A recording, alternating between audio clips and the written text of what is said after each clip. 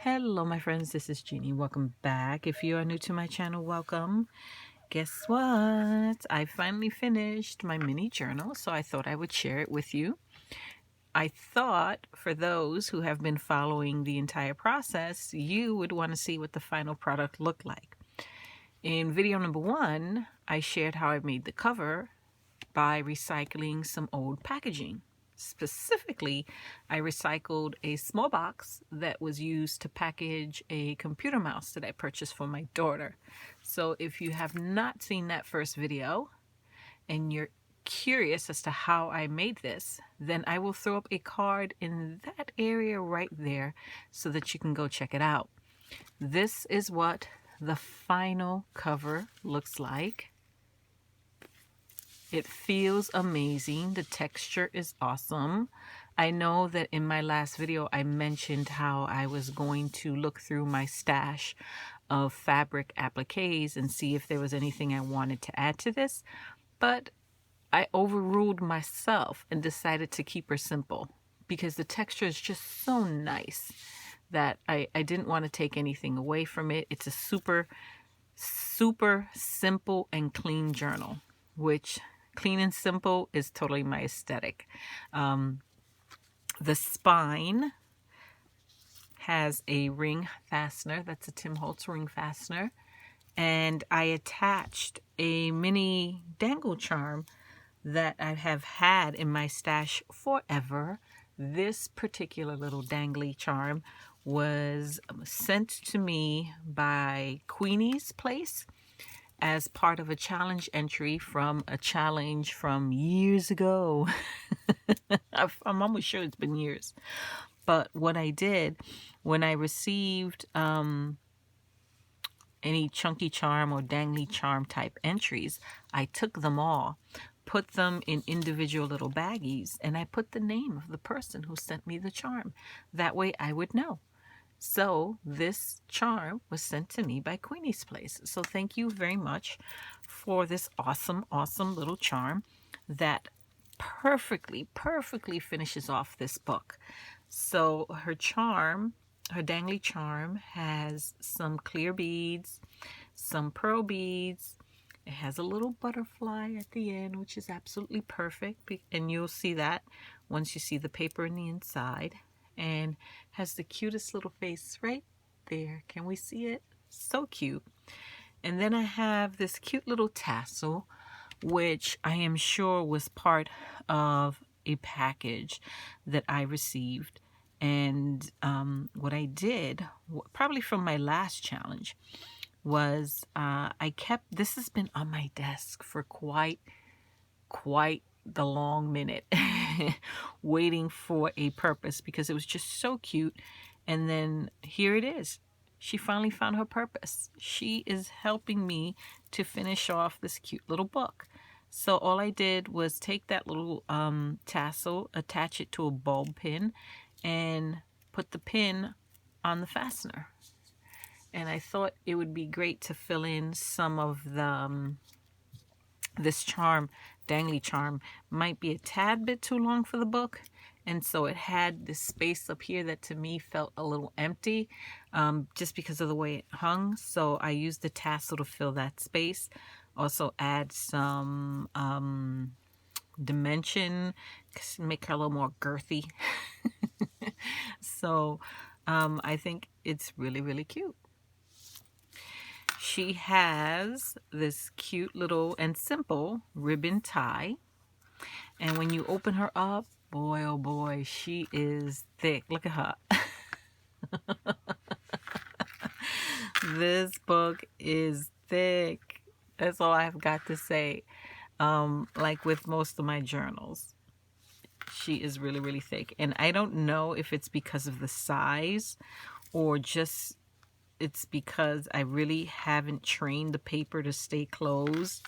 I've only been training the paper for a couple of days. And when I say train, what I do is I close the signatures and I wrap a rubber band around them to kind of just train them to stay shut instead of having this gator mouth kind of vibe. It could be because the paper's thicker, maybe because I use more papers in the signature, but it's taking a little longer than normal for me to train that paper. So if I let her go, she does that. But that's okay. So let's do a little flip through of what the inside looks like. I had this little sticker that I stuck to the inside of the book, and that's going to be the little book plate. It says, "This journal belongs to." You can put in a name, the day, the month, and the year. First signature. And I'll do a quick little flip through. These are some Tim Holtz stamps. I think that one is called Field Notes, if I recall correctly. This is also from Field Notes. And the kit that I use for the inside of the journal is called Lovely Day. Here it is. It's by My Mind's Eye. And it was part of a Tuesday morning haul from earlier this month. And if you have not seen that haul video, I will throw up a card for the video here. In that video, I do a slower, more methodical flip through of the kit itself so that you can see what was in the kit. So this is really cute. And the embellishments are simple. Definitely check out part 2 if you're interested in seeing how I embellished these signatures. That's washi tape. Isn't it pretty? Look at that. Love that washi tape. Yeah, part 2 was like almost an hour long video of me showing all of the stamping and collaging that I did in this book. I used washi tape. I used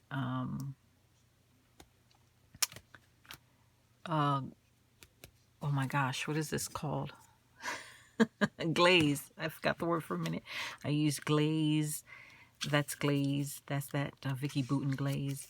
I used stickers. I used dyed paper. And I think it turned out really, really cute.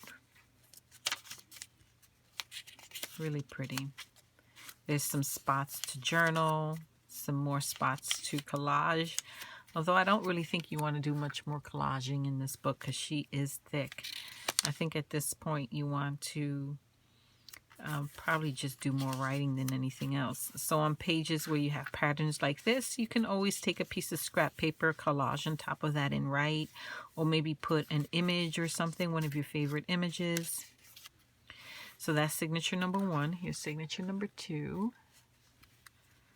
Really cute. And they all pretty much have the same paper. That's some fabric washi tape that I got from the Dollar Tree. This is a page from a bird book. Perfectly sized. Love that.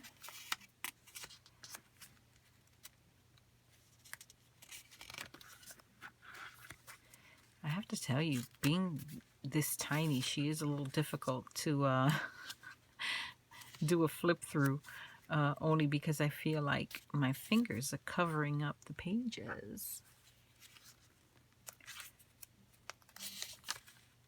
Super pretty.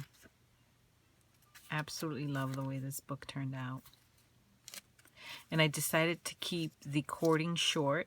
I was debating whether I wanted to keep the cords long and then add some dangle beads, but not necessary considering I had this on the spine. Don't need the dangle beads too. That would make her a little busy.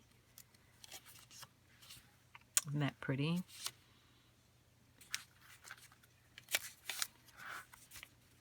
This is some dyed paper. I dyed that paper using some food coloring. I initially started out attempting to do an avocado stain type paper, but that was an epic fail, and I ended up mixing in food coloring, and that's what I got. This is avocado dye paper. I didn't dye it. I purchased it from Etsy. After that first failed attempt, I decided I wasn't going to try it again. These are stickers. These butterflies are stickers. This stamp in the background is part of the Tim Holtz Wildflower stamp set. The smaller stamp at the bottom is again part of the Field Notes stamp set. So that was the second signature. Here's the third signature. And I stamped the stamps using different colors of the Memento Dewdrop permanent dye inks. I think they're fade resistant, if I remember correctly. So I've had those in my stash for a good long while. This little piece of ephemera was part of a little ephemera kit that I purchased from, I couldn't even tell you where. It's been in my stash for a good long while. And I pulled it out and started to use it. This is it. I don't even know where I got it from. It's called Travel. I don't know where I got it from. But this was part of that little package. So I just stapled it on into the book using my mini fastener, the mini stapler, the Tim Holtz one. This is also part of that same little ephemera kit. Some of the papers that I used in here are some vintage stationery that was part of a bundle that I purchased from Diane H. Her Etsy shop is Pretty Pink Cottage. These are more stickers. This is washi here.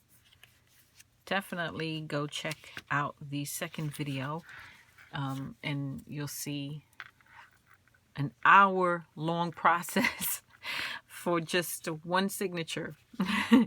Here what I did was I glazed the paper and then stamped on top of it, and I thought that turned out really pretty. This is more ephemera from that little package, some washi tape, some stickers from the card kit itself, more butterfly sticker. Isn't she cute? There you go. I really love the way that page turned out. Really pretty.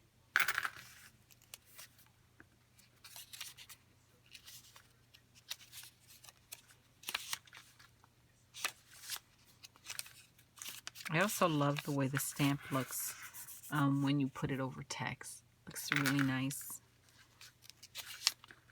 More glaze. Here's the glaze with the stamps. A couple of stamps.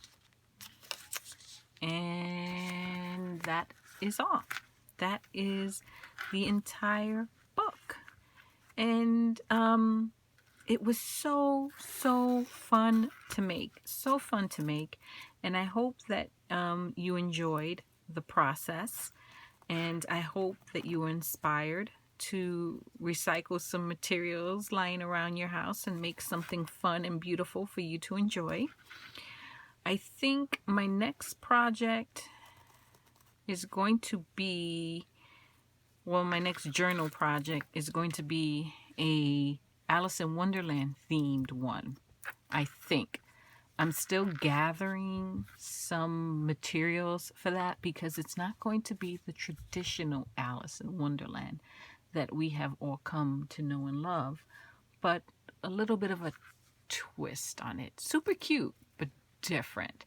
So once I work out those details, I think that's going to be the next journal project that I work on. If that one doesn't quite come together and I need to delay it, I'm thinking a Frida Kahlo themed journal. I have always wanted to make a Frida themed journal, but I feel like I don't have enough for that.